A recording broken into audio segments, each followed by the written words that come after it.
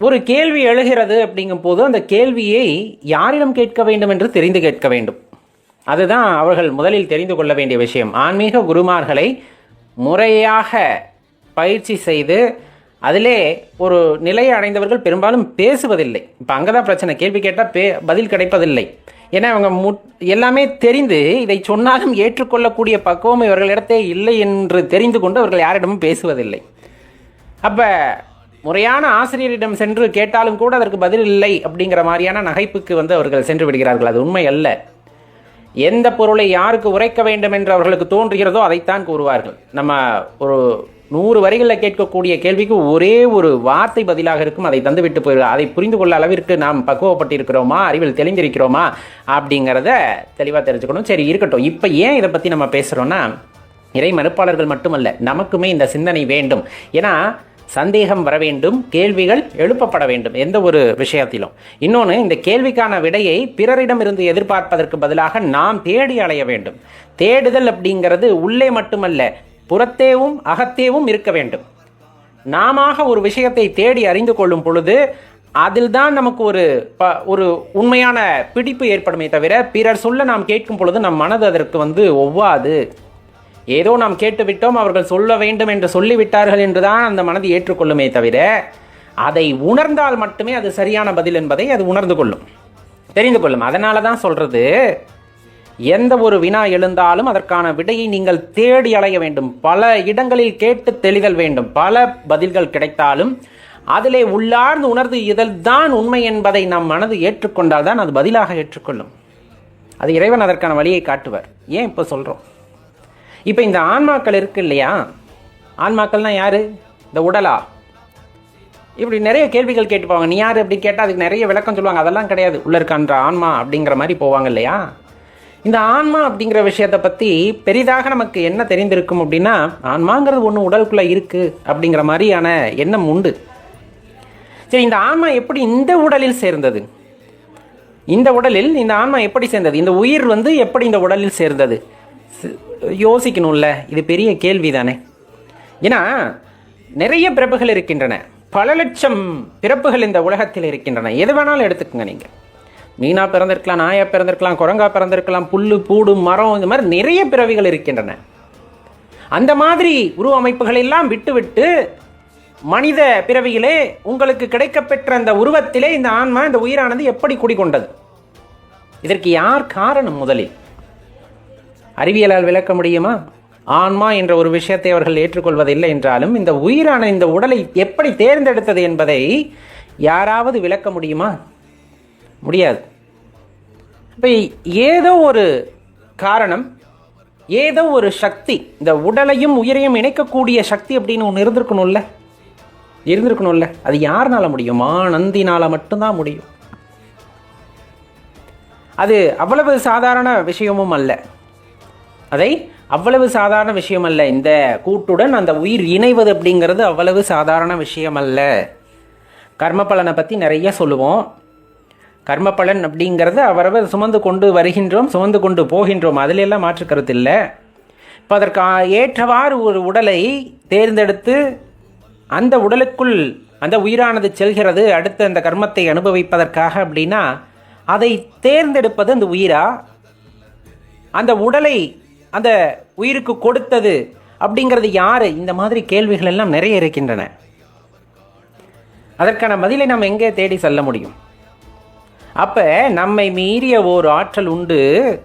அவ்வாற்றலானது இந்த பொருத்தத்தை ஏற்படுத்துகிறது. இந்த உயிருக்கு இந்த உடல் அப்படிங்கிற பொருத்தத்தை ஏற்படுத்தி அதை பிணைக்கின்றது. அப்போ பிணைக்கக்கூடிய ஒரு ஆற்றல் தேவையல்லவா? அதைத்தான் நாம் பரபிரம்மம் என்று கூறுகின்றோம். நம்ம தீத சக்தி, நம்மை மீறிய ஆற்றல், இயற்கை, இந்த மாதிரி பல பெயர்களில் அழைக்கின்றோம். நாம் அந்த இறைவனை சிவபெருமான் என்று அழைக்கின்றோம். ஒரு விஷயத்தை தெரியலன்னா அப்படியே விட்டுட்டு போயிட முடியுமா? ஒரு விஷயத்தை நம்மால் அறிந்து கொள்ள முடியவில்லை என்றால் அதை அப்படியே இது ஒரு மூட நம்பிக்கை, இது யாருக்கும் தெரியாது, வராதுன்னு விட்டுட்டு போயிட முடியுமா? தேடி அறிந்து கொள்ள வேண்டும் அல்லவா? எத்தனை பேர் முயற்சி செய்கின்றோம்? எத்தனை பேர் உணர்ந்து கொள்ள வேண்டும் என்று துடைக்கின்றோம்? அதுதான் இங்கே கேள்வியே. ஏன்னா இப்போ இந்த உடலில் ஆன்மா இருக்குது, இந்த ஆன்மாவையும் உடலையும் இணைத்தது ஒரு அற்புத சக்தி. அந்த சக்தியை பற்றி நம்ம நினைக்கிறதே இல்லை. அது யார் அப்படின்னு நம்ம தேடுறதில்ல, அது வழிபடுறதில்லை. இந்த மாதிரி நிறைய பேர் இருக்கத்தான் செய்கிறாங்க. இப்போ தன்னை நினைத்தாலும் நினையாமல் இருந்தாலும் அவர்களுக்குள்ளே இருந்து அவர்களுக்கு அருள் செய்கின்றவன் இறைவன். இல்லைன்னு சொல்ல முடியுமா? இல்லைன்னு சொல்ல முடியுமா? தன்னை வழிபடுவர்களுக்கு மட்டும்தான் சிவபெருமான் வந்துட்டு அருள் செய்கிறார் என்று சொல்ல முடியுமா? கிடையாது. தன்னை நினைத்தாலும் நினையாவிட்டாலும் தன் குழந்தைகளை சமமாக பாவித்து யார் யாருக்கு என்னென்ன செய்ய வேண்டுமோ அதை சரியாக செய்து அருள் புரிகின்றவன் யார் என்றால் சிவபெருமான். அந்த உடலையும் உயிரையும் இணைக்கத் தெரிந்த இறைவனுக்கு உனக்கு அருள் புரிய தெரியாதா? உனக்கு என்ன செய்ய வேண்டும் என்று தெரியாதா? நீ மறுத்தாலும், நீ இல்லை என்று சொன்னாலும், கடவுளே இல்லை என்று நீ வாதாடினாலும் உன்னையும் தன் குழந்தையாகத்தான் இறைவன் பாவிக்கின்றார். அப்படித்தான் உங்களை அரவணைத்தும் செல்கின்றார். அதை அடிப்படையில் புரிதல் வேணும், அடிப்படையில் புரிதல் வேணும். அப்போ இந்த இடத்துல என்னன்னா, அவர்கள் உள்ளத்திலே அவர் மறைந்திருந்து, ஏன்னா நம்ம வெளிப்படுத்திடுவோம் இல்லையா, நம்ம சரணடைந்துடுறோம், எல்லாமே அவர் தான் அப்படின்னு சரணடைந்துடும். அப்போ நம்ம வெளிப்பாடாக தெரிஞ்சிடும். அவங்க அப்படி இல்லை, இல்லை இல்லைன்னு சொல்லிக்கிட்டே அவர் பேரை நம்மளை விட அவங்க தான் அதிகமாக சொல்லுவாங்க. இறைமறுப்பாளர்கள் பார்த்தீங்கன்னா கடவுள் இல்லை, இல்லவே இல்லை, இங்கே இருக்காரா அங்கே இருக்காரான்னு நம்ம ஒரு நாளைக்கு 100 தடக்க இறைவனோட திருநாமத்தை சொல்கிறோம்னா அவங்க ஒரு நாளைக்கு 1000 தடக்க சொல்லுவாங்க. என்ன நம்ம புகழ்கிற மாதிரி சொல்லுவோம், அவங்க இகழ்கிற மாதிரி சொல்லுவாங்க. இங்கே என்ன முக்கியம்னா அந்த பெயர், அந்த இறைவனின் பெயர். நம்ம சிவபெருமான் அப்படின்னு சொல்கிறோம் அப்படின்னா சிவபெருமான் வல்லவர் அப்படின்னு நம்ம சொல்கிறோம், நல்லவர் அப்படின்னு சொல்கிறோம், அன்பானவர் அப்படின்னா அவங்க அதுக்கு பக்கத்தில் வேறு வார்த்தைகளை சேர்த்துப்பாங்க. ஆனால் அந்த இடத்துல முக்கியம் என்ன அப்படின்னா அந்த திருநாமம், அந்த திருநாமம். இறைவன் இருக்கிறார் நம்ம சொல்லுவோம், இறைவன் இல்லைன்னு அவங்க சொல்கிறாங்க. 2 இடத்துலையும் இறைவன் அப்படிங்கிறவர் இருக்கார், அந்த வார்த்தை இருக்கிறது அல்லவா, அதுவே அவர்களுக்கு பேராற்றலை பெற்று தருகிறது. அப்போ அந்த இடத்துல மறைந்திருந்து, மறைந்திருந்து நம்ம தான் சொல்கிறோம்ல, மறைத்தல் அப்படின்னு ஒரு தொழிலும் உண்டு. படைத்தல், காத்தல், அழித்தல், மறைத்தல், அருளல். அப்போ அந்த இடத்துல மறைந்திருந்து அந்த மாயையால் கட்டுண்டுள்ளவர்களுக்கெல்லாம் அவர்கள் தெரிவதில்லை, இருந்தாலும் மறைந்திருந்தாலும் அவர்களுக்கான அருளை இறைவன் செய்கின்றார். இல்லடைந்தானுக்கும் இல்லாது ஒன்றில்லை, இல்லடைந்தானுக்கு இறப்பதுதான் இல்லை, இல்லடைந்தானுக்கு இமையவர் தாமுவார், இல்லடைந்தானுக்கு இல்லாததில்லானையே. இதில் நமக்கு உள்ள ஐயப்பாடு அப்படின்னு இல்லை, அனைவருமே அறிந்து கொள்ள வேண்டிய ஒரு விஷயம் அப்படின்னா, இப்போ இறைவனை நாம் நாடி செல்கின்றோம், இறைவனை பிரித்து பார்க்க முடியாது. பரம்பொருளும் அம்மையும் இணைந்து ஒரு பேராற்றல் அப்படிங்கிறது உணர்ந்தவர் உணர்வர்.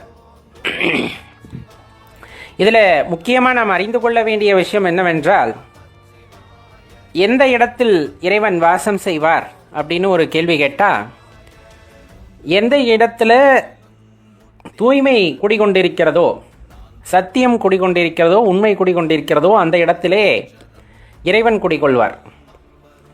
இப்போ மனிதராகப்பட்டவர்கள் மனதிலே வஞ்சனை, கோபம், மதம், ஆச்சரியம் போன்ற அந்த அழுக்குகள் எல்லாம் இல்லாமல் அந்த உள்ளமானது ரொம்ப தூய்மையாக இருக்கும் பொழுது அந்த இடத்தில் இறைவனே நாடி வந்து குடியேறுவார் அப்படின்னு சொல்லப்படும். இறைவனே நாடி வந்து குடியேறுவார். உள்ளம் பெருங்கோவில்னு சொல்கிறாங்க இல்லையா, அந்த உள்ளமானது பெருங்கோவிலாக எப்பொழுது மாறுகிறது என்றால், உள்ளமானது கள்ளம் கபடம் இல்லாமல் சுத்தமாக இருக்கும் பொழுது அது உள்ளம் பெருங்கோவிலாக மாறுகிறது. ஏன்? இறைவனே நாடி வந்து அங்கு குடிகொள்கின்றார். எந்த அடியார் உள்ளத்திலே இறைவன் தானாக தேடி வந்து குடிகொள்கின்றாரோ அவர் யாரிடமும் சென்று எதையும் யாசகம் பெற வேண்டிய அவசியம் இல்லை. ஒரு விஷயம் உங்களுக்கு தேவைப்படுது, ஏன்னா எல்லாத்துக்குமே இருக்கிற பயம் அது தானே. இப்போ ஆன்மீகத்துக்குள்ளே போகிறோம் அப்படிங்கும்போது சாப்பிட்றதுக்கு சாப்பாடு, வாழ்கிறதுக்கு வாழ்க்கை, சில இடங்களில் பணங்கள் தேவைப்படுமே, இதெல்லாம் எப்படி வரும் அப்படிங்கிற ஐயப்பாட்டின் காரணமாக யாருமே முழுமையாக அந்த ஆன்மீக வாழ்க்கையிலே செல்ல தயங்குகிறார்கள் என்றால் அது ஒரு முதன்மையான காரணம், அதில் மாற்றுக்கிறதே இல்லை. ஆரம்ப காலகட்டத்தில் எல்லாமே அப்படித்தான் இருக்கும். இப்போ தெளிவாக தெரிந்து கொள்ள வேண்டிய விஷயம், ஒரு மனிதனின் உள்ளமானது தூய்மையாகிறது, அங்கு இறைவனே நாடி வந்து குடிகொள்கின்றார் அப்படிங்கும் போது அவர்கள் எல்லா பொருளும் வாய்க்க பெற்றவர்களாகவே கருதப்படுவார்கள்.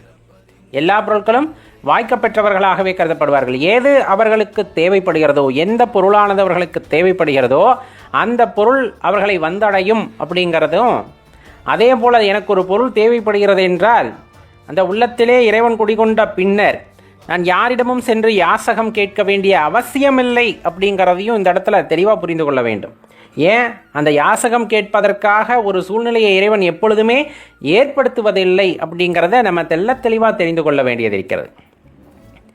உள்ளமானது பெருங்கோவிலாக இறைவன் குடிகொண்டுள்ள பெருங்கோவிலாக மாறிவிட்ட பின்னர் தேவர்களுடன் கூட அவர்களை ஒப்பிட முடியாது. அதனினும் பெரிய ஒரு இடத்தை அவர்கள் பெறுகிறார்கள்.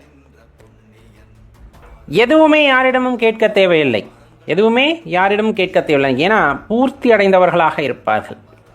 உள்ளத்திலே சிவபெருமான் எழுந்தருளி விட்டார், அவர்கள் பூர்த்தி அடைந்தவர்களாக ஆகிவிடுகிறார்கள், நிறைவடைந்தவர்களாக மாறிவிடுகிறார்கள். அவர்கள் எதையும் எதற்காகவும் யாரிடமும் கேட்க வேண்டிய அவசியமோ யாசகம் பெற வேண்டிய என்ற நிர்பந்தமோ கிடையாது.